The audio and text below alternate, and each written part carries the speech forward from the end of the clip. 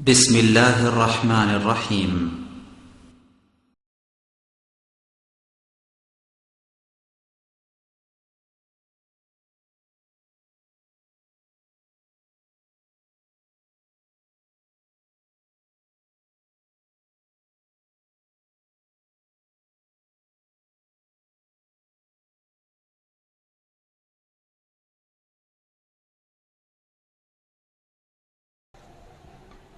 إن الحمد لله نحمده ونستعينه ونستغفره ونعوذ بالله من شرور أنفسنا ومن سيئات أعمالنا من يهده الله فلا مضل له ومن يضلله فلا هادي له وأشهد أن لا إله إلا الله وحده لا شريك له وأشهد أن محمدا عبده ورسوله أما بعد فإن خير الحديث كتاب الله وخير الهدي هدي محمد صلى الله عليه وسلم وشر الأمور محدثاتها وكل محدثة بدعة وكل بدعة ضلالة وكل ضلالة في النار أعوذ بالله من الشيطان الرجيم بسم الله الرحمن الرحيم وما خلقت الجن والإنس إلا ليعبدون وقال سبحانه وتعالى ما آتاكم الرسول فخذوه وما نهاكم عنه فانتهوا أما بعد আমরা প্রথমেই সেই মহান আল্লাহ সুবহানাহু ওয়া তাআলার দরবারে শুকরিয়া জ্ঞাপন করছি, যেই মহান আল্লাহ সুবহানাহু ওয়া তাআলা আমাদেরকে প্রতি জুমার ন্যায় আজকেও জুমার সালাত আদায় করার জন্য তৌফিক দিয়েছেন। সেজন্য আমরা সেই মহান মনিবের দরবারে শুকরিয়া আদায় করছি, আলহামদুলিল্লাহ। দুরূদ এবং সালাম পেশ করছি বিশ্ব মানবতার মুক্তির দিশারি মুহাম্মদুর রাসূলুল্লাহ সাল্লাল্লাহু আলাইহি ওয়াসাল্লামের প্রতি। আজকে আমার খুতবার নির্ধারিত বিষয় হচ্ছে ইবাদত কবুলের শর্ত। কিন্তু শুরুতেই আমি যে কথাটা বলে নিব সেটা হচ্ছে, এই মিম্বরে দাঁড়িয়ে খুতবা দেওয়ার মতো যোগ্যতা আমার নাই। এখানে যে সমস্ত ওলামায়ে কেরাম এসে খুতবা দেন তাদের তুলনায় আমি কিছুই না। আমার পড়ালেখা মাত্র শুরু, এই কেন্দ্রিক গবেষণা করছি, পড়ালেখা করছি। তবে আপনাদের সামনে যে চেষ্টা আমি করি সেটা হলো সঠিক কথাটা আপনাদের সামনে বলার চেষ্টা করি। কোরআন এবং সহিহ সুন্নাহর আলোকে পড়ালেখা করে সঠিক কথাটা বলার চেষ্টা আপনাদের সামনে করি, আলহামদুলিল্লাহ। আর কাউকে অ্যাটাক করে কথা বলার আমার কোনো টার্গেট নাই, যে আমি আপনাকে আমার বক্তব্যের মধ্যে, আমার বক্তব্যের দ্বারা আমি আপনাকে কষ্ট দিব, আপনাকে ছোট করব, এই টার্গেটটা আমার নাই। আমার টার্গেটটা হচ্ছে, আমি যেই কথাগুলো আপনাদের সামনে বলবো সেটা আমার প্রথমে নিজেকে সংশোধন করার জন্যে, তারপরে নিজে আমল করার জন্যে, সেগুলো যেন আমার নিজের মধ্যে আমি বাস্তবায়ন করতে পারি। তারপরে আপনারা যেন সবাই ওই বিষয়গুলো নিয়ে উপলব্ধি করতে পারেন, চিন্তা করতে পারেন, এবং আপনারাও যেন বাস্তব জীবনে আমলের মধ্যে নিয়ে আসতে পারেন। এটাই আমার টার্গেট। কাউকে ছোট করাও না, কাউকে উপরেও তোলা না, কারো বিপক্ষে কথা বলা টার্গেট না, কারো পক্ষে বলা আমার টার্গেট না। শুধুমাত্র আল্লাহর সন্তুষ্টির জন্য সূরা হামিম সিজদার 33 নং আয়াতে আল্লাহ সুবহানাহু ওয়া তাআলা বলেছেন, ওয়ামান আহসানু কাওলাম মিম্মান দাআ ইলাল্লাহি ওয়া আমিলা সালিহান। তার কথা থেকে আর কার কথা উত্তম হতে পারে যে মানুষকে আল্লাহ সুবহানাহু ওয়া তাআলার দিকে ডাকে, মানুষকে আল্লাহ সুবহানাহু ওয়া তাআলার কথা শোনায়, তার কথা থেকে আর কার কথাই উত্তম হতে পারে? ওয়াকালা ইন্নানী মিনাল মুসলিমিন, আর সে পরিচয় দেয় আমি হচ্ছে মুসলিম। তা আজকে আমি আপনাদের সামনে যে বিষয় নিয়ে আলোচনা করব, যে আমরা যে ইবাদতগুলো করছি, কম বেশি সবাই আমরা ইবাদত করার চেষ্টা করি। এখন এই ইবাদত আল্লাহ সুবহানাহু ওয়া তাআলার কাছে গ্রহণযোগ্য হওয়ার জন্যে, কবুল হওয়ার জন্যে কিছু শর্ত রয়েছে, নীতিমালা রয়েছে। যদি শর্ত মোতাবেক ইবাদতগুলো করা যায়, নিয়ম নীতি ঠিক রেখে যদি ইবাদতগুলো করা যায়, কি কি শর্ত মোতাবেক, কি নিয়ম নীতিতে ইবাদত করলে আল্লাহ সুবহানাহু ওয়া তাআলার কাছে গ্রহণযোগ্য হবে, এরকম কিছু দিক আজকে আমি আপনাদের সামনে তুলে ধরবো ইনশাআল্লাহ। সূরা মুলকের 2 নং আয়াতে আল্লাহ সুবহানাহু ওয়া তাআলা ঘোষণা করেছেন, আল্লাযী খালাকাল মাউতা ওয়াল হায়াতা লিয়াবলুয়াকুম আইয়ুকুম আহসানু আমালা। জন্ম থেকে শুরু করে মৃত্যু পর্যন্ত যে একটা সময়, এই সময়টা দেওয়ার টার্গেট হচ্ছে তোমাদের মধ্যে কর্মের দিক থেকে, আল্লাহকে মেনে চলার দিক থেকে কে কতটুকু উত্তম, এটা দেখার জন্য আমি জন্ম থেকে শুরু করে মৃত্যু পর্যন্ত মাঝখানে যে একটা সময়, এটা আমি দিয়েছি। সহিহ মুসলিমে এসেছে, রাসূল সাল্লাল্লাহু আলাইহি সাল্লাম বলেছেন, ইন্নাল্লাহা মুস্তাখলিফুকুম ফিহা ফায়ানজুর কাইফা তা'মালুন।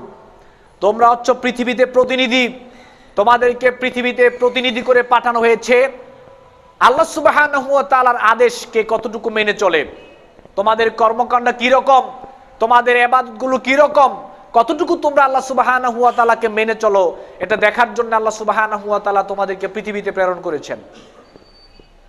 সূরা জারিয়াতের 56 নং আয়াতে আল্লাহ বলেন, ওমা খলাকতুল জিন্না ওয়াল ইনসা ইল্লা লিয়াবুদুন। মানব জাতি এবং জিন জাতি সৃষ্টি করি নাই, সৃষ্টি করেছি একটাই টার্গেট, তারা শুধুমাত্র আমি আল্লাহর ইবাদত করবে, আমি আল্লাহকে মেনে চলবে। এখন প্রশ্ন হচ্ছে ইবাদত মানে কি? সূরা হাশরের 7 নং আয়াতে আল্লাহ সুবহানাহু ওয়া তাআলা বলেন, মা আতাকুমুর রাসূলু ফাখুযুহু ওয়া মা নাহাকুম আনহু ফান্তাহু। আল্লাহ রাব্বুল আলামিন বলেন, রাসূল তোমাদেরকে যা কিছু করতে বলে তা তোমরা করো, আর যা কিছু ছেড়ে দিতে বলে তা তোমরা ছেড়ে দাও। সহিহ বুখারী মুসলিমে এসেছে, রাসূল সাল্লাল্লাহু আলাইহি ওয়াসাল্লাম বলেছেন, ফাইজা নাহাইতুকুম আন শাইইন ফাজতানিবুহু ওয়া ইজা আমারতুকুম বিআমরিন ফাতু মিনহু মাস্তাতাতুম। আমি তোমাদেরকে যা কিছু করতে বলি, আমি তোমাদেরকে যা কিছু করতে নিষেধ করি, 100% তোমাদেরকে ছেড়ে দিতে হবে। একটু খেয়াল করেন, আল্লাহ রাসূল বলেছেন আমি তোমাদেরকে যা কিছু নিষেধ করেছি 100% ছেড়ে দিতে হবে, করা যাবে না। আর যা কিছু আমি তোমাদেরকে করতে বলেছি সাধ্যমতো করার চেষ্টা করো, এখানে 100% বলেন নাই। যা কিছু করতে বলেছি সাধ্যমতো করার চেষ্টা করো। কেন? সূরা বাকারার 286 নং আয়াতে আল্লাহ সুবহানাহু ওয়া তাআলা বলেছেন, লা ইউকাল্লিফুল্লাহু নাফসান ইল্লা উসআহা। যার যতটুকু সামর্থ্য রয়েছে, সামর্থ্যের বাইরে কাউকেই আল্লাহ সুবহানাহু ওয়া তাআলা কোনো কিছু চাপিয়ে দেন নাই। আপনি দাঁড়িয়ে সালাত আদায় করতে পারবেন, আপনি দাঁড়িয়েই করতে হবে, কিন্তু যে ব্যক্তি দাঁড়িয়ে সালাত আদায় করতে পারবে না, বসে আদায় করবে, তাকে বসেই করতে হবে। এই ক্ষেত্রে বসে করাটাই আল্লাহ রাসূল বলেছেন, তাকে দাঁড়িয়ে করতে হবে না।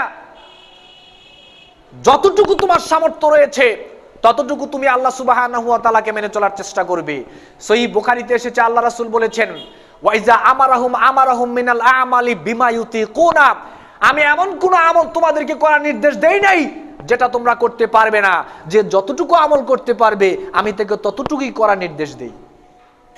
সুতরাং ছাড়ার বেলায় সমস্ত কিছুই ছেড়ে দিতে হবে, করার বেলায় আপনি যতটুকু সামর্থ্য রাখেন আপনি ততটুকু আল্লাহ সুবহানাহু ওয়া তাআলাকে মেনে চলার চেষ্টা করবেন। ইবাদত মানে হচ্ছে আল্লাহ সুবহানাহু ওয়া তাআলা আপনাকে যা কিছু করতে বলেছেন আপনি সমস্ত কিছু করার চেষ্টা করবেন আপনার সামর্থ্য অনুযায়ী আল্লাহ সুবহানাহু ওয়া তাআলার সন্তুষ্টির জন্য। আর যা কিছু করতে নিষেধ করেছে তা ছেড়ে দিবেন শুধুমাত্র আল্লাহ সুবহানাহু ওয়া তাআলার সন্তুষ্টির জন্য। এর নাম হচ্ছে ইবাদত। যা কিছু করতে বলা হয়েছে তা করবেন আল্লাহর জন্য, যা কিছু ছেড়ে দিতে বলা হয়েছে তা ছেড়ে দিবেন আল্লাহ সুবহানাহু ওয়া তাআলার জন্য। এর নাম হচ্ছে ইবাদত। কিন্তু ইবাদতের দুইটা জিনিস আপনাকে খেয়াল রাখতেই হবে। সহিহ মুসলিমে এসেছে, রাসূল সাল্লাল্লাহু আলাইহি ওয়াসাল্লাম বলেছেন, লা তাহকিরান্না মিনাল মা'রুফি শাইআ ওয়ালাউ আনতালকা আখাকা বিওয়াজহিন তলিক, কোন সৎ কাজকে তুচ্ছ মনে করা যাবে না, কোন ভালো কাজকে তুচ্ছ মনে করা যাবে না। হতে পারে সেটা তোমার আরেক ভাইয়ের সাথে হাসি মুখে কথা বলা, এটাও ইবাদত, এর মধ্যেও সওয়াব রয়েছে, এটাকেও তুচ্ছ মনে করা যাবে না। ভালো কাজের ব্যাপারটা বললাম। আর গুনাহের ব্যাপারটা হচ্ছে মুসনাদ আহমদে এসেছে, আয়েশা রাদিয়াল্লাহু তাআলা আনহা থেকে বর্ণিত, রাসূল সাল্লাল্লাহু আলাইহি সাল্লাম বলেছেন, ইয়া আয়েশা ইয়াকা ওয়া মুহাক্কিরাতিজ যুনুবি ফাইন্নালাহা মিনাল্লাহি তালিবা। হে আয়েশা, ছোট্ট ছোট্ট গুনাহ থেকেও বিরত থাকার চেষ্টা করো, এই ছোট্ট ছোট্ট গুনাহ সম্পর্কে তোমাকে পরকালে জিজ্ঞেস করা হবে। তাহলে ইবাদতের মানে হচ্ছে আল্লাহ আপনাকে যা কিছু করতে বলেছেন, ছোট বড় নাই, যতটুকু আপনার সামর্থ্য রয়েছে আপনি ততটুকু আল্লাহকে মানার চেষ্টা করবেন। আর নিষেধাজ্ঞার ব্যাপারটা হচ্ছে ছোট ছোট গুনাহকে তুচ্ছ মনে করা যাবে না, ছোট ছোট গুনাহ থেকেও বিরত থাকতে হবে, তার নাম হচ্ছে ইবাদত। এখন আমরা যে কম বেশি ইবাদতগুলো করি, এটা আল্লাহর কাছে গ্রহণযোগ্য হওয়ার জন্য কিছু শর্ত রয়েছে। যদি শর্ত মোতাবেক ইবাদতগুলো করা যায় তাহলে আল্লাহর কাছে গ্রহণযোগ্য হবে, আশা করা যায় ইনশাআল্লাহ। আর যদি শর্ত মোতাবেক আপনি ইবাদত না করেন, ইবাদতটা যতই বড় হোক না কেন, ইবাদতটা যতই বড় হোক না কেন, এটা আল্লাহর কাছে গ্রহণযোগ্য হবে না। বুঝতে হবে, আগে শর্ত পরে ইবাদত, আগে শর্ত পরে ইবাদত। আপনি যতই সুন্দর করে তাহাজ্জুদের সালাত আদায় করেন না কেন, যতই সুন্দর করে হজ করেন না কেন, যতই সুন্দর করে সালাত আদায় করেন না কেন, কবুল হবে না যদি শর্তগুলো আপনি পূরণ না করতে পারেন। এক নাম্বার শর্ত, ইবাদত কবুল হওয়ার জন্য এক নাম্বার শর্ত হচ্ছে নির্ভেজাল ঈমান। নির্ভেজাল ঈমান হচ্ছে ইবাদত কবুলের জন্য এক নাম্বার শর্ত। ঈমান মানে, ঈমান শব্দের অর্থ হচ্ছে আন্তরিক বিশ্বাস। রাসূল সাল্লাল্লাহু আলাইহি ওয়াসাল্লাম আল্লাহ সুবহানাহু ওয়া তাআলার নিকট থেকে যা কিছু নিয়ে এসেছেন তার প্রতি আন্তরিক বিশ্বাস স্থাপন করার নাম হচ্ছে ঈমান। সহিহ মুসলিমে এসেছে, রাসূল সাল্লাল্লাহু আলাইহি ওয়াসাল্লাম বলেন, আল ঈমান আন তুমিনা বিল্লাহি ওয়া মালাইকাতিহি ওয়া কুতুবিহি ওয়া রুসুলিহি ওয়াল ইয়াউমিল আখির ওয়াল কদরি ওয়া খাইরিহি ওয়া শাররিহি। ঈমান হচ্ছে আল্লাহ সুবহানাহু ওয়া তাআলার প্রতি আন্তরিক বিশ্বাস স্থাপন করা, রাসূলগণের প্রতি বিশ্বাস স্থাপন করা, কিতাব সমূহের প্রতি বিশ্বাস স্থাপন করা, জান্নাত জাহান্নামের প্রতি বিশ্বাস স্থাপন করা, পরকালের প্রতি বিশ্বাস স্থাপন করা এবং ভাগ্যের, তকদিরের প্রতি বিশ্বাস স্থাপন করা, তকদিরের ভালো মন্দের প্রতি বিশ্বাস স্থাপন করা এবং ভালো মন্দকে মেনে নেওয়া, এর নাম হচ্ছে ঈমান। ঈমান হতে হবে আন্তরিক বিশ্বাস। ঈমান আনার পরে পবিত্র কোরআনের কোন বিষয়কে সন্দেহ পোষণ করা যাবে না। ঈমান আনয়ন করার পরে পবিত্র কোরআনের কোন বিষয়ের ব্যাপারে আপত্তি জানানো যাবে না। ঈমান আনয়ন করার পরে পবিত্র কোরআনের কোন বিষয়ের ব্যাপারে আপত্তি করা যাবে না। ঈমান আনয়ন করার পরে পবিত্র কোরআনের কোন বিষয়ের প্রতি সন্দেহ করা যাবে না, তাহলে ঈমান টিকবে না।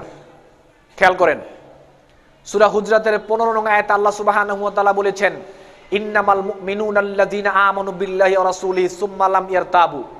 ঈমানদার হচ্ছে তারা, মুমিন হচ্ছে তারা যারা আল্লাহ সুবহানাহু ওয়া তাআলার প্রতি বিশ্বাস স্থাপন করবে, তার রাসূলগণের প্রতি বিশ্বাস স্থাপন করবে, আল্লাহর রাসূলের প্রতি বিশ্বাস স্থাপন করবে, সুম্মা লাম ইয়ারতাবু, অতঃপর এই বিশ্বাস করার পরে কোনো সন্দেহ পোষণ করবে না।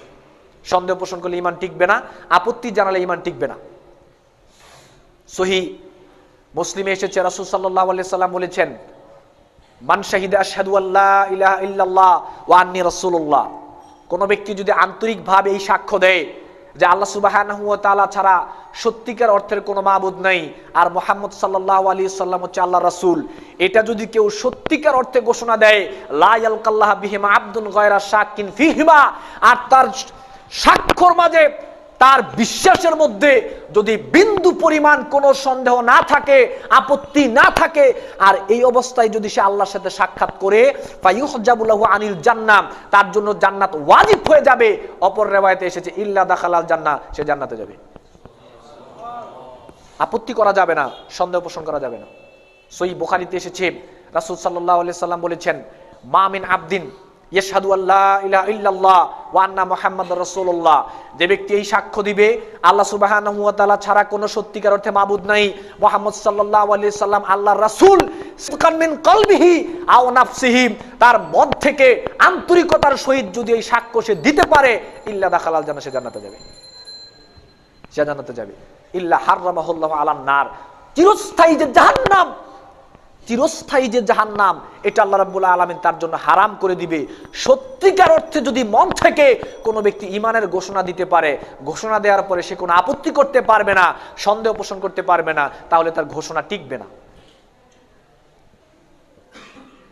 আন্তরিক বিশ্বাস হবে এরকম, সমস্ত কুফরি শক্তি, সমস্ত শিরকি শক্তি, সমস্ত তাগুদি শক্তি অস্বীকার করে, সমস্ত শিরকের শক্তিকে, সমস্ত কুফরি শক্তিকে, সমস্ত তাগুদি শক্তিকে অস্বীকার করে তাদের সাথে সম্পর্ক ছিন্ন করে তারপরে ঈমান আনতে হবে, তারপরে ঈমানের ঘোষণা দিতে হবে।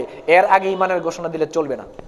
সূরা বাকারার 256 নং আয়াত, ফামাই ইয়াকফুর বিত-তাগুত ওয়া ইউমিন বিল্লাহ, তাগুদি শক্তি বর্জন করো, শিরকি শক্তি বর্জন করো, কুফরি শক্তি বর্জন করো, তাগুদি শক্তি অস্বীকার করো, শিরকি শক্তির সাথে সম্পর্ক ছিন্ন করো, তাগুদি শক্তির সাথে সম্পর্ক ছিন্ন করো, তারপরে ইউমিন বিল্লাহ, আল্লাহর প্রতি ঈমান আনো।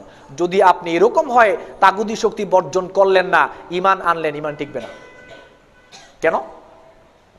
মদের বোতলে যদি মধু রাখতে যান, মদের বোতলে যদি মধু রাখতে যান, তাহলে আগে মদ পরিষ্কার করে ধুয়ে মুছে সাফ করে শুকিয়ে তারপরে সেই বোতলে মধু রাখতে হবে।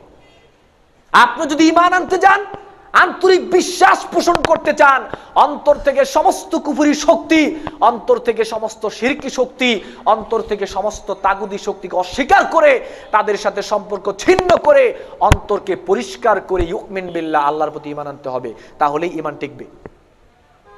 খামাখা ঈমান আনলে লাভ নাই। আমল কবুলের জন্য 1 নম্বর শর্ত হচ্ছে ঈমান।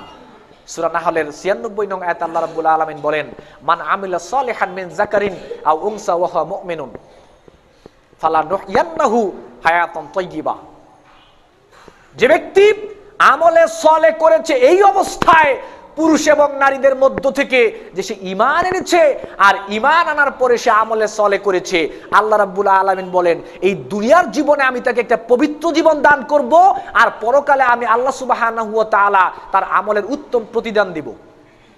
আল্লাহ রাব্বুল আলামিন বলেছেন।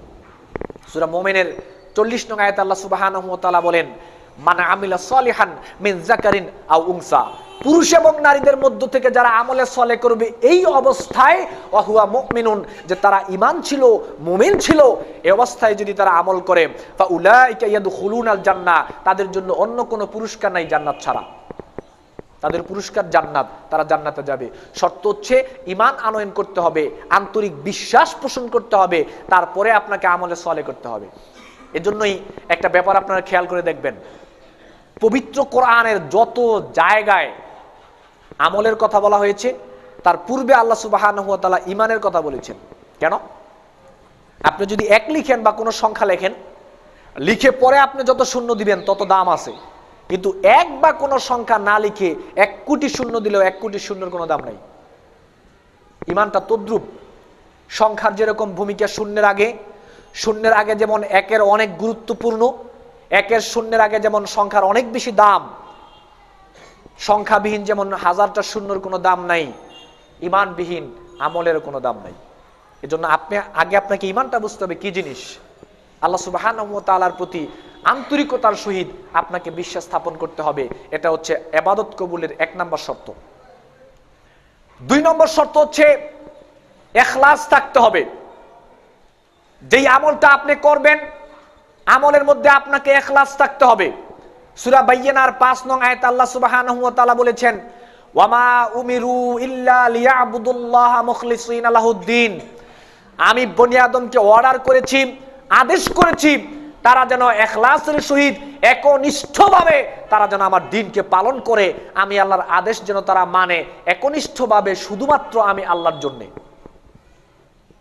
আমল কম হোক বেশি হোক, আমল ছোট হোক বড় হোক, আমল করতে হবে একনিষ্ঠভাবে আল্লাহর সন্তুষ্টির জন্য ইখলাসের সহিত। সূরা আনামের 162 নং আয়াতে আল্লাহ সুবহানাহু ওয়া তাআলা বলেছেন, কুল ইন্না সলাতি ওয়া নুসুকি ওয়া মাহইয়ায়া ওয়া মামাতি লিল্লাহি রাব্বিল আলামিন।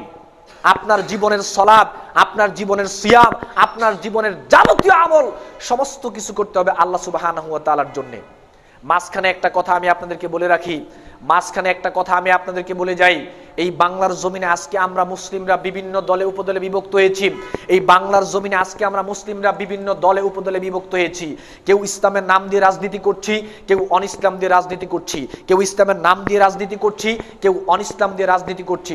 শুধুমাত্র এতটুকু কথা আপনাদেরকে বলে যাই, আমার গবেষণায় যেটা ধরা পড়েছে, এই বাংলার জমিনে যতগুলো ইসলামিক রাজনীতি রয়েছে, আমি প্রত্যেকটা রাজনৈতিক দলের নেতা এবং প্রত্যেকটা রাজনৈতিক দলের সদস্যদেরকে আমি জিজ্ঞেস করেছিলাম, আপনারা ইসলামের নামে রাজনীতি করেন কেন? তারা একটা আনসার দিয়েছিল, পৃথিবীর মধ্যে অনেক দল রয়েছে মুসলিমদের মধ্য থেকে যারা ইসলামের নাম ব্যবহার করছে, তাদেরকে জিজ্ঞেস করেছিলাম আপনারা কেন করেন? তারা একটাই উত্তর দিয়েছিল, আমরা ইসলাম করি আল্লাহর সন্তুষ্টির জন্য, কিন্তু আমাদের মধ্যে ভুল থাকতে পারে। আমরা ইসলাম করি আল্লাহর জন্য, আল্লাহর সন্তুষ্টির জন্য, কিন্তু আমাদের মধ্যে ভুল থাকতে পারে। যারা অনিসলামিক রাজনীতি করেন তাদেরকে জিজ্ঞেস করেছিলাম আপনারা অনিসলামিক রাজনীতি কাদের জন্য করেন? আনসার দিতে পারে নাই। তাদেরকে আমি বলেছিলাম, ও ভাই শুনে রাখেন, আপনার মুখে দাড়ি থাকতে পারে, আপনার মাথায় টুপি থাকতে পারে, আপনার গায়ে জুব্বা থাকতে পারে, আপনার ঘরে কোরআন শরীফ থাকতে পারে, আমি আপনাকে এতটুকু কথা বলে যাই, পবিত্র কোরআনের 30 পারার উপরে যদি আপনি আমল করে থাকেন, আমি বলবো 6 নম্বর সূরা আনআমের 162 নং আয়াতের উপরে এখনো আপনারা আমল করতে পারেন নাই যারা অনিসলামিক রাজনীতি করেন। আল্লাহ বলেছেন, কুল ইন্না সলাতি ওয়া নুসুকি ওয়া মাহইয়ায়া ওয়া মামাতি লিল্লাহি রাব্বিল আলামিন। জীবনের সমস্ত কাজ হবে আল্লাহকে খুশি করার জন্য, আল্লাহর সন্তুষ্টির জন্য জীবনের প্রত্যেকটা কাজ করতে হবে। যদি জীবনের প্রত্যেকটা কাজের অর্ধেক হয় আল্লাহর খুশির জন্য আর অর্ধেক হয় শয়তানের খুশির জন্য, আমি বলবো আপনি সূরা আনআমের 162 নং আয়াতের উপরে এখনো আমল করতে পারেন নাই। সূরা কাহাফের 110 নং আয়াতে আল্লাহ রাব্বুল আলামিন বলেছেন, ফামান কানা ইয়ারজু লিকা রাব্বি ফালইয়ামাল আমালান সালিহা ওয়া লা ইউশরিক বিইবাদাতি রাব্বিহি আহাদা। সত্যি যদি আল্লাহ সুবহানাহু ওয়া তাআলার সাক্ষাৎ কামনা করেন, সত্যি যদি আল্লাহ সুবহানাহু ওয়া তাআলার সাক্ষাৎ কামনা করেন, আল্লাহ বলেছেন একনিষ্ঠভাবে আল্লাহ সুবহানাহু ওয়া তাআলার জন্য, আল্লাহর খুশির জন্য আমল করে যান। আমলের মধ্যে যেন কোনো শিরিক না থাকে, লুকায়িত রিয়া দুনিয়াবি কোনো স্বার্থে যেন আপনার আমলটা না হয়, আমলটা যেন একান্তই আল্লাহ সুবহানাহু ওয়া তাআলার সন্তুষ্টির জন্য হয়। সূরা বনী ইসরাঈলের 23 নং আয়াত আল্লাহ সুবহানাহু ওয়া তাআলা বলেছেন, ওয়া কাদা রাব্বুকা আল্লা তা'বুদু ইল্লা ইয়্যাহু। আমি বনি আদমের জন্য নির্দিষ্ট করে দিয়েছি, আমি বনি আদমের জন্য ফরজ করে দিয়েছি, তারা একনিষ্ঠভাবে শুধুমাত্র আমি আল্লাহর গোলামি করবে। একনিষ্ঠভাবে শুধু আমি আল্লাহর গোলামি করবে, শুধু আমি আল্লাহর নিয়ম নীতি মেনে চলবে, শুধু আমি আল্লাহর নিয়ম নীতি মেনে চলবে। শয়তানের নিয়ম নীতি সে মানবে না। অর্ধেক আমি আল্লাহর নিয়ম নীতি মানবে, অর্ধেক শয়তানের নিয়ম নীতি মানবে, এমনটা আমি আল্লাহ বনি আদমকে অর্ডার করি নাই। বনি আদমকে একনিষ্ঠভাবে সমস্ত নিয়ম নীতি সব জায়গায় আমি আল্লাহর গোলামি করতে হবে। আমি আল্লাহ এটাই বনি আদমের উপর ফরজ করেছি। সূরা নিসার 36 নং আয়াত আল্লাহ সুবহানাহু ওয়া তাআলা বলেছেন, ওয়া'বুদুল্লাহ ওয়া লা তুশরিকু বিহি শাইআ। একনিষ্ঠভাবে আল্লাহর ইবাদত করো, আল্লাহর দাসত্ব করো, আল্লাহর গোলামি করো, আল্লাহর দেয়া নিয়ম নীতি মেনে চলো, সেইখানে কাউকেই শরীক করো না, কাউকেই না। কাউকে দেখানোর জন্য ইবাদত করা যাবে না, দুনিয়ার কোনো মানুষকে খুশি করার জন্য ইবাদত করা যাবে না। ইবাদত করতে হবে শুধুমাত্র আল্লাহ সুবহানাহু ওয়া তাআলার সন্তুষ্টির জন্য, আল্লাহকে খুশি করার জন্য। মুসনাদে আহমদে এসেছে, রাসূল সাল্লাল্লাহু আলাইহি সাল্লাম বলেছেন, মান সাল্লা ইউরাই ফাকাত আশরাকা ওয়া মান সামা ইউরাই ফাকাত আশরাকা ওয়া মান তাসাদদাকা ইউরাই ফাকাত আশরাকা। যে ব্যক্তি সালাত আদায় করলো মানুষকে দেখানোর জন্য, সে শিরিক করলো। যে ব্যক্তি সিয়াম পালন করলো মানুষকে দেখানোর জন্য, শিরিক করলো। যে ব্যক্তি যাকাত দিল মানুষকে দেখানোর জন্য, শিরিক করলো। যে ব্যক্তি তার দুনিয়াতে যত আমল রয়েছে, যে কোনো আমল সে মানুষকে দেখানোর জন্য করুক না কেন, সে ব্যক্তি শিরকে লিপ্ত হয়ে গেল। তাহলে বোঝা যায় আমলটা একসময় শিরকে রূপান্তরিত হয়ে যায়, ভালো কাজ একসময় শিরকে রূপান্তরিত হয়ে যায়, যদি সেই ভালো কাজটা আল্লাহর সন্তুষ্টির জন্য না হয়। সহিহ বুখারীতে এসেছে, রাসূল সাল্লাল্লাহু আলাইহি সাল্লাম বলেছেন, ইয়াকশিফু রাব্বুনা আন সাকিহি, আল্লাহর পা সেদিন বিছিয়ে দিবেন, ফায়াসজুদু লাহু কুল্লু মুমিনিন ওয়া মুমিনাতিন, প্রত্যেকটা মুমিন নর নারী সেদিন আল্লাহ সুবহানাহু ওয়া তাআলাকে সিজদা করবে। ফায়াবকা ওয়াহিদিন, কুল্লু মান কানা ইয়াসজুদু ফিদ দুনিয়া রিয়ান ওয়া সুমআতান, সবাই সিজদা করবে মুমিন নর নারী, কিন্তু সেদিন আল্লাহকে সিজদা করতে পারবে না তারা, সেদিন আল্লাহকে সিজদা করতে পারবে না তারা যারা দুনিয়ার ক্ষমতার লোভে, দুনিয়ায় নেতৃত্বের লোভে, দুনিয়া পাওয়ার লোভে, মানুষকে দেখানোর জন্য যারা সলাতের বেশ ধরেছিল, মানুষকে খুশি করার জন্য, ভোট কালেকশন করার জন্য যারা সলাতের বেশ ধরেছিল, যারা সলাতের সাথে তামাশা করেছিল মানুষকে দেখানোর জন্য, তারা সেদিন সিজদা করতে পারবে না, পারবে না তারা। ফায়াসজুদু লিয়াযহাবু, যখন তারা সিজদা করতে যাবে ফায়াউদু যাহরু তাবাকান ওয়াহিদান, তাদের পিঠ একেবারে কাঠের মতো সোজা হয়ে দাঁড়িয়ে যাবে, তারা সেদিন সিজদা করতে পারবে না, ধরা খেয়ে যাবে তারা সেদিন দুনিয়ায় কেন নামাজ পড়েছিল। সালাত কি আল্লাহর জন্য পড়েছিল না দুনিয়াবি স্বার্থে সালাত আদায় করেছিল? পরকালে ধরা খেয়ে যাবে, এই সালাত কোনো কাজেই আসবে না। যে কোনো কাজ, দান সদকা, যে কোনো কাজ, সমস্ত কাজ করতে হবে আল্লাহ সুবহানাহু ওয়া তাআলাকে খুশি করার জন্যে, আল্লাহর সন্তুষ্টির জন্যে। পৃথিবীকে রেখে, পৃথিবীর স্বার্থে, দুনিয়ার লোভে কোনো আমল করা যাবে না। ইবাদত কবুলের জন্য 2 নম্বর শর্ত হচ্ছে ইখলাস থাকতে হবে, আল্লাহর সন্তুষ্টির জন্য আমল করতে হবে। আমলটা কম হোক, ছোট হোক, বড় হোক, যাই হোক না কেন, ছোট্ট একটা আমল হলেও আপনি আল্লাহর খুশির জন্য করার চেষ্টা করবেন। ইবাদত কবুলের জন্য 3 নম্বর শর্ত হচ্ছে রাসূলের ইত্তেবা করা, রাসূলের তরিকায় ইবাদত করা। একটা ব্যাপার খেয়াল রাখেন, একটা হচ্ছে নব উদ্ভাবিত আমল, যেই আমলটা রাসূল সাল্লাল্লাহু আলাইহি ওয়াসাল্লাম করেন নাই, এটা একটা। আরেকটা হচ্ছে রাসূল করেছেন, আমলটা পূর্বে পাওয়া গিয়েছে কিন্তু রাসূলের পদ্ধতিতে করেন নাই। যেমন সালাতের ব্যাপারটা ধরে নিলাম, সালাতটা রাসূলের জীবনে পাওয়া গিয়েছে, তাই বলি কি আপনি সালাত পড়া শুরু করবেন? না, দেখতে হবে রাসূল কিভাবে পড়েছেন, সেভাবেই পড়তে হবে। এখানে 2টা ব্যাপার, নবউদ্ভাবিত আমল একটা ব্যাপার, আর একটা ব্যাপার হলো রাসূলের জিন্দেগিতে আমলটা পাওয়া যায়, করা যাবে না ততক্ষণ পর্যন্ত যে পর্যন্ত রাসূল যেভাবে করেছেন আপনি যদি সেভাবে না করেন, আমলটা যত বড়ই হোক না কেন এই আমল গ্রহণযোগ্য হবে না। সূরা আহজাবের 33 নং আয়াতে আল্লাহ সুবহানাহু ওয়া তাআলা বলেছেন, লাকাদ কানা লাকুম ফি রাসূলিল্লাহি উসওয়াতুন হাসানাহ, তোমাদের জন্য নবী মুহাম্মদুর রাসূলুল্লাহ সাল্লাল্লাহু আলাইহি ওয়াসাল্লাম হচ্ছেন আদর্শ, তিনি হচ্ছেন তোমাদের জন্য মডেল। সূরা আল ইমরানের 31 নং আয়াতে আল্লাহ বলেন, কুল ইন কুনতুম তুহিব্বুনাল্লাহ ফাত্তাবিউনি, সত্যি যদি তোমরা আল্লাহকে ভালোবাসো, আল্লাহর সাক্ষাৎ চাও, যদি সত্যি তোমরা জান্নাত চাও, তাহলে রাসূলের ইত্তেবা করো। ইত্তেবা মানে কি মনে রাখেন তো, একটা কথা বলে যাই, 3টা পয়েন্ট একটা কথা মনে রাখবেন। ইত্তেবা মানে কি? রাসূলের অনুসরণ মানে কি? রাসূলের অনুসরণ করা মানে কি? রাসূলের আদর্শ মানে কি? রাসূল অনুসরণের ব্যক্তি মানে কি?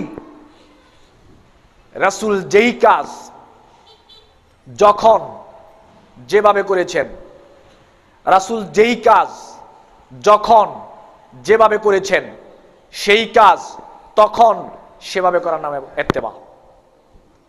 রাসূল যেই কাজ যখন যেভাবে করেছেন, আপনি সেই কাজ তখন সেভাবে করবেন, এর নাম হচ্ছে রাসূলের ইত্তেবা।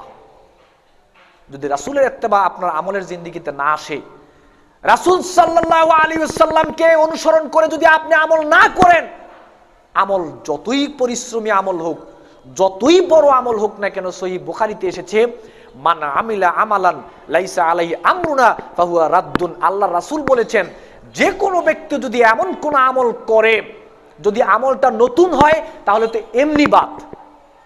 আমলটা যদি নতুন হয়, মা আহাদাসা ফি আমরিনা হাযা মা লাইসা মিনহু ফাহুয়া রাদ্দুন, সহিহ বুখারীতে এটাও এসেছে। আমল যদি নতুন আবিষ্কার হয়, আমল এমনি বাদ। কিন্তু আমলটা পুরাতন রাসূলের জিন্দেগিতে পাওয়া যায়, কিন্তু আমলের পদ্ধতি, রাসূল যেই পদ্ধতিতে আমলটা করেছেন, আপনি যদি সেই পদ্ধতিতে রাসূলের আমলটা না করেন, তাহলে আমল যতই বড় হোক, আল্লাহ রাসূল বলেছেন এই আমল টিকবে না, গ্রহণযোগ্য হবে না, গ্রহণযোগ্য হবে না। আমল কবুলের জন্য 3 নম্বর শর্ত হচ্ছে রাসূলের ইত্তেবা। রাসূল যেভাবে আমল করেছেন আপনাকে সেভাবেই আমল করতে হবে। রাসূল যেই আমল করেন নাই সেই আমল আপনাকে করা যাবে না। এই 3টা শর্তের মধ্যে একটা শর্ত কিন্তু কারো থেকে কোনোটাই কম নয়, একটা আরেকটার সাথে ওতপ্রোতভাবে জড়িত। ইবাদত কবুলের 4 নম্বর শর্ত, ঈমান আনার পূর্বে যেমনি ভাবে শিরিক থেকে দূরে থাকতে হবে, শিরিককে অস্বীকার করতে হবে, শিরকি শক্তির সাথে সম্পর্ক ছিন্ন করতে হবে। ঈমান আনার পরে ইবাদত কবুলের জন্য 4 নম্বর শর্ত হচ্ছে শিরিক থেকে মুক্ত থাকতে হবে।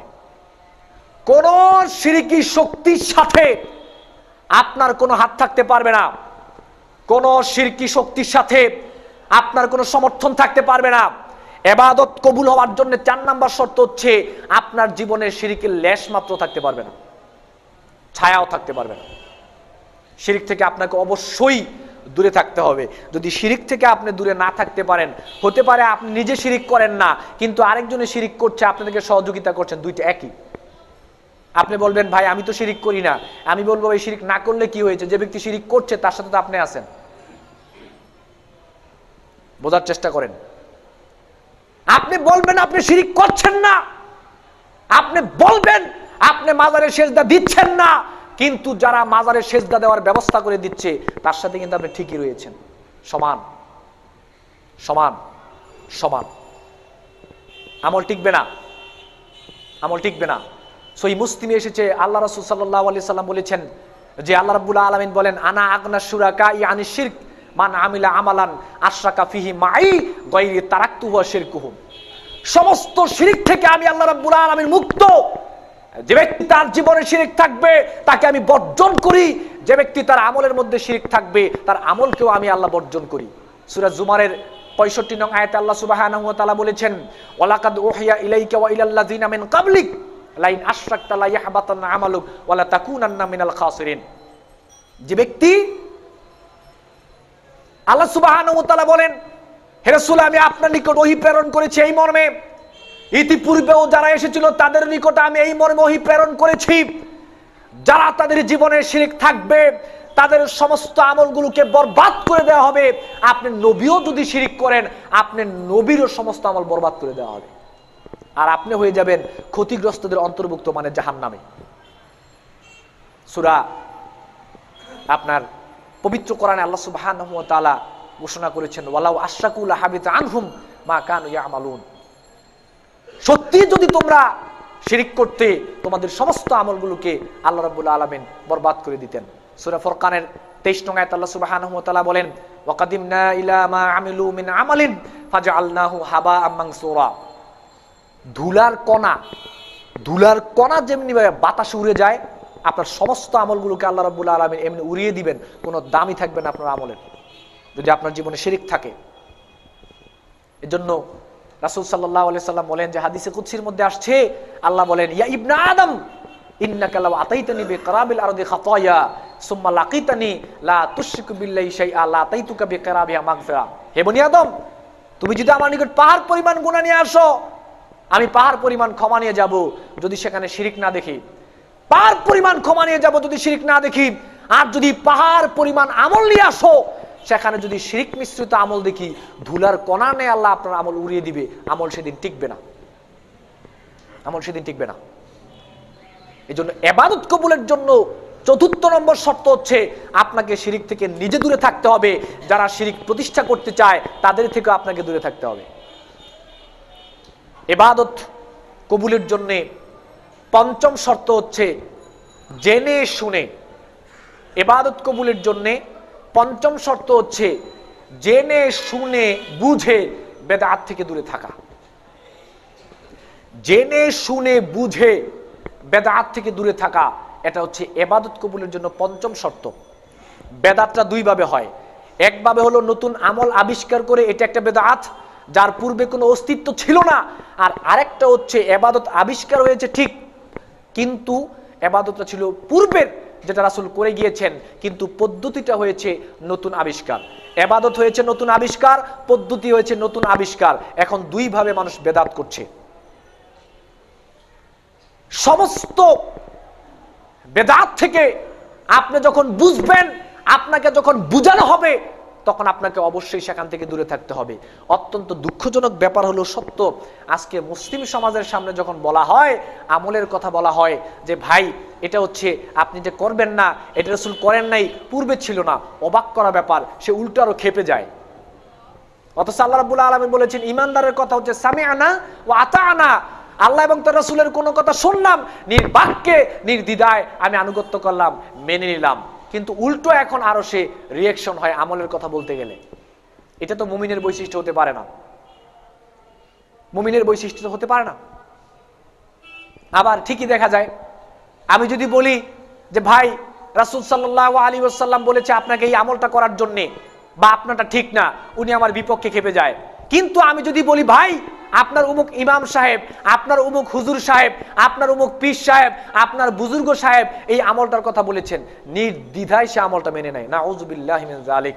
মুসলিম সমাজের চিত্র, রাসূল সাল্লাল্লাহু আলাইহি ওয়াসাল্লামের দোহাই দিয়ে আমল শিখাইলাম, সে মানলো না, কিন্তু অন্য একজন ব্যক্তির আমল দিয়ে আমি শিখাইলাম, নির্দ্বিধায় সে বাক্য মেনে নিল।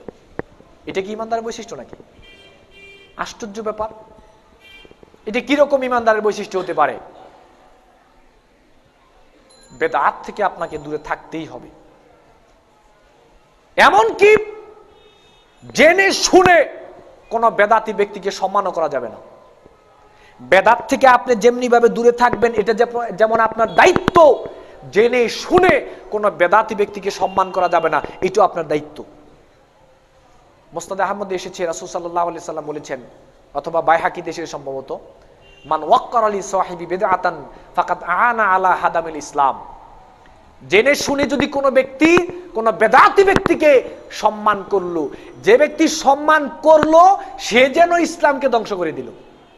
যে বেদাতি সে ধ্বংস করে নাই, যে ব্যক্তি সম্মান করলো সে যেন ইসলামকে ধ্বংস করে দিল। বেদাত থেকে যেমনি দূরে থাকবেন, বেদাতি ব্যক্তিদেরকে সম্মান করা থেকেও দূরে থাকবেন। তার মানে কি অপমান করবেন না? অপমান করবেন না, অতিরঞ্জন কোনো কিছুই করা যাবে না। বেদাত থেকে অবশ্যই রাসূল সাল্লাল্লাহু আলাইহি সাল্লাম বলেছেন, সহিহ মুসলিমে এসেছে, ইয়াকুনু ফি আখিরিজ জামানি দাজ্জালুনা কাযযাবুন।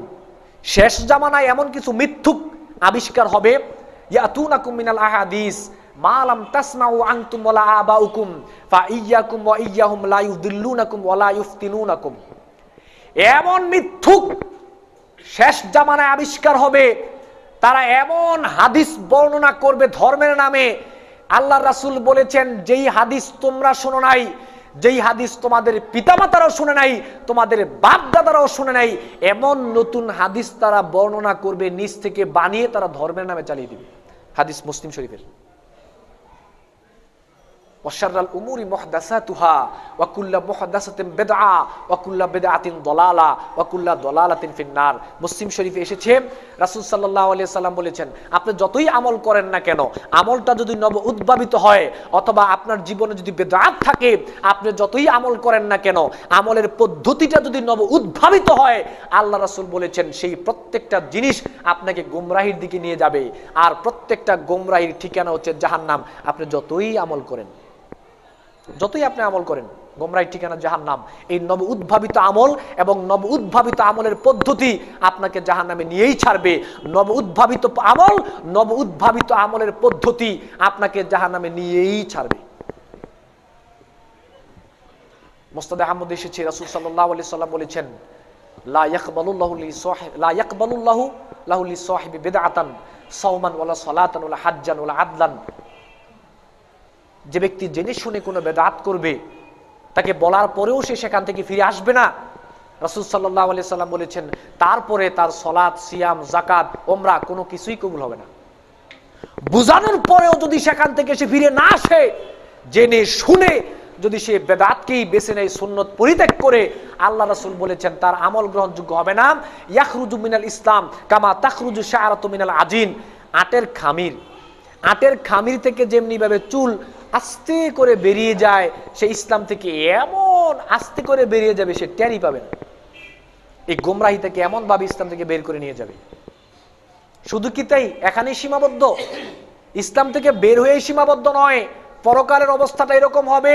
সহিহ মুসলিমে এসেছে, রাসূল সাল্লাল্লাহু আলাইহি ওয়াসাল্লাম বলেছেন, ইন্নী ফারাতুকুম আলাল হাউদ মান মাররা আলাইয়া শারিবা ওয়া মান শারিবা লাম ইয়াজমাউ আবাদান লা ইয়ারিদান্না আলাইয়া আকওয়ামুন আ'রিফুহুম ওয়া ইয়ারিফুনি সুম্মা ইউহালু বাইনি ওয়া বাইনাহুম। হাউজে কাউসারের নিকট আল্লাহ রাসূল দাঁড়িয়ে থাকবেন, একদল যাবে, তাদেরকে পানি পান করানো হবে, তারা চলে যাওয়ার পর আরেক দল যাবে, উপর থেকে একটা পর্দা চলে আসবে তাদের মাঝখানে এবং রাসূলের মাঝখানে। আল্লাহ রাসূল বলবে ইয়া রব ইন্নাহু মিন্নি, সে তো আমার উম্মত, সে তো আমার উম্মত ছিল। তাহলে এরকম হলো কেন?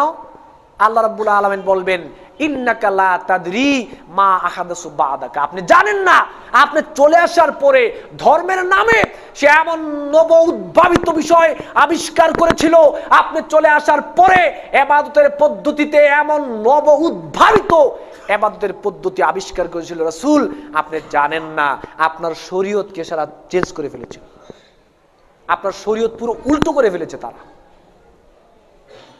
আল্লাহ রাসূল বলবেন সহখান সহখান, যা দূর হয়ে যা, এখান থেকে দূর হয়ে যা, তোর জায়গা এখানে না।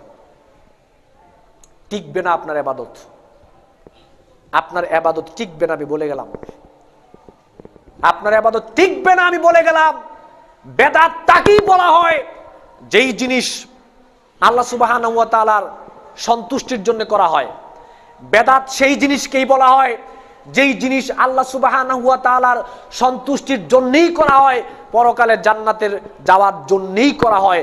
কিন্তু ওই আমলটা যদি নব উদ্ভাবিত হয়, ওই আমলের পদ্ধতি যদি নব উদ্ভাবিত হয়, আমল যতই সুন্দর হোক, এই আমলটাই আপনাকে জাহান্নামে নিয়ে যাবে। বুঝতে হবে ইবাদত কবুলের জন্য পঞ্চম শর্ত হচ্ছে বেদাত থেকে দূরে থেকে জীবন গঠন করতে হবে। আমল কম হোক বেশি হোক, বেদাত থেকে দূরে থাকার চেষ্টা করবেন। সর্বশেষ ইবাদত কবুলের জন্য যেই শর্ত, হালাল উপার্জন। আল্লাহ সুবহানাহু ওয়া তাআলা সূরা বাকারার 168 নং আয়াতে বলেছেন ইয়া আইয়ুহান নাস কুলু মিম্মা ফিল আরদি হালালান তাইয়্যিবা, হে মানব সকল, তোমরা সবাই জমিনের মধ্যে হালাল উপার্জন করো, হালাল ভক্ষণ করো, হারাম বর্জন করো। ওয়ালা তাত্তাবিউ খুতুওয়াতিশ শাইতান, হারামটা হচ্ছে শয়তানের কাজ, সুতরাং শয়তানের কাজ অনুসরণ করবে না। ইন্নাহু লাকুম আদুউম মুবিন, নিশ্চয়ই সে তোমাদের প্রকাশ্য শত্রু। হালাল হচ্ছে আল্লাহ সুবহানাহু ওয়া তাআলার অর্ডার, আর হারাম হচ্ছে শয়তানের কাজ, হারামকে বর্জন করতেই হবে। সূরা বাকারার 172 নং আয়াতে আল্লাহ রাব্বুল আলামিন বলেছেন ইয়া আইয়ুহাল্লাযীনা আমানু কুলু মিনাত তাইয়্যিবাতি মা রাযাকনাকুম, হে ঈমানদার সমাজ, আল্লাহ সুবহানাহু ওয়া তাআলা তোমাদেরকে যে হালাল রুজি দিয়েছেন, হে ঈমানদার সমাজ, আল্লাহ সুবহানাহু ওয়া তাআলা তোমাদেরকে যে হালাল রুজি দিয়েছেন, সেই হালাল রুজি ভক্ষণ করো, যদি সেটা কম হয়, যদি সেটা কম হয় তারপরও হালাল রুজি ভক্ষণ করো। আর হারাম যদি অনেক বেশি হয় তাহলে সেই হারামকে বর্জন করো। এখন একটু খেয়াল করেন, আপনার জীবনে ঈমান রয়েছে, সবচেয়ে গুরুত্বপূর্ণ যে ব্যাপার বলছি, আপনার জীবনে ঈমান রয়েছে, আপনার জীবনে ইখলাস রয়েছে, আপনার জীবনে রাসূলের ইত্তেবা রয়েছে, আপনার জীবনে শিরক থেকে মুক্ত রয়েছে, আপনার জীবনে বেদাত থেকে মুক্ত রয়েছে। চলুন দেখিন সর্বশেষ কারণটা আপনাকে কি বলে। আপনি 2 রাকাত সালাতে দাঁড়ালেন, বুঝেন, সবাইকে আমি বলছি অত্যন্ত গুরুত্বপূর্ণ একটি ব্যাপার। আপনি 2 রাকাত সালাতে দাঁড়ালেন, 2 রাকাত সালাতে দাঁড়ানোর আগে আপনার ঈমান ছিল, 2 রাকাত সালাতে দাঁড়ানোর আগে আপনার ইখলাস ছিল, 2 রাকাত সালাতের মধ্যে আপনার রাসূলের ইত্তেবা ছিল, 2 রাকাত সালাতের মধ্যে আপনার কোনো শিরক ছিল না, শিরক আগে থেকে আপনি মুক্ত ছিলেন, 2 রাকাত সালাত আদায়ের সময় আপনার জীবনে আপনি কোনো বেদাত ছিলেন না। 5টা শর্ত আপনার মধ্যে পাওয়া গেল। 2 রাকাত সালাতে দাঁড়ালেন, এমন অবস্থায় আপনার ইনকাম হারাম। চলুন দেখি 2 রাকাত সালাতের কি অবস্থা।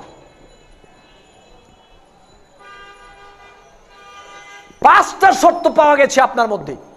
আপনার ঈমান ছিল, আপনার ইখলাস ছিল, রাসূলের ইত্তেবা ছিল, আপনি শিরক থেকে মুক্ত ছিলেন, জীবনও বেদাত করেন নাই, 2 রাকাত সালাতে দাঁড়ালেন। চলুন তো দেখি আপনার 2 রাকাত সালাতের অবস্থাটা কি।